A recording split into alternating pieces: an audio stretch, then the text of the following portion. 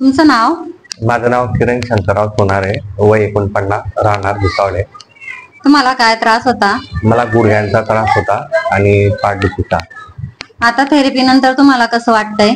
Therapy नंतर मी ज्यावेळेस पहिल्यांदाच आलो होतो ना, त्याच वेळेस मला जवळजवळ 75% रिलीफ होता.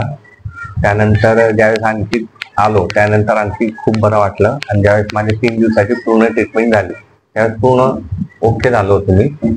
पण आज मी चौथ्यांदा आलोय ते फक्त आणि फक्त दाखवायला. आज मला काही त्रास नव्हता तरी फक्त दाखवायला आलेलं आहे. तर आता तुम्ही लोकांना काय सांगाल, बिगर गोळी औषधीचा उपचार कसं आहे?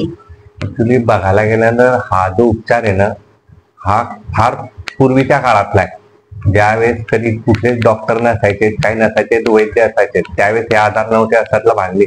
त्यावेळेस हे आजार होते पण त्यावेळेस कुठलेही डॉक्टर नसल्याने ऑपरेशन वगैरे काही करत नव्हते. तर मग त्यावेळेस कुठली ट्रीटमेंट होती तर ही ट्रीटमेंट येते की ज्यामुळे आपल्या नसांमध्ये प्रॉब्लेम व्हायचे आणि त्या नसां ब्लॉक झाल्यामुळे आपल्याला त्रास हे व्हायचे.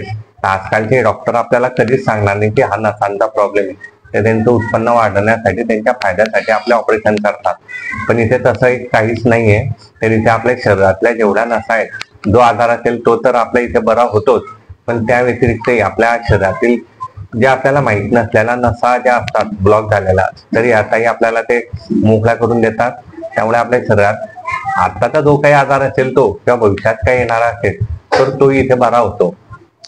तुम्ही लोकांना काय सांगाल? मी तर कोणाला काय हे suggest सांगेन कराल? की बुवा तुम्हाला काही आजार असेल, ट्रीटमेंट करायची तर ही करा. कारण इथे गोळ्या औषध नाहीये, कारण शरीराला याचा साईड इफेक्टच नाहीये, सगळा फायदाच आहे. त्यामुळे ही ट्रीटमेंट सर्वोत्तम आहे. धन्यवाद.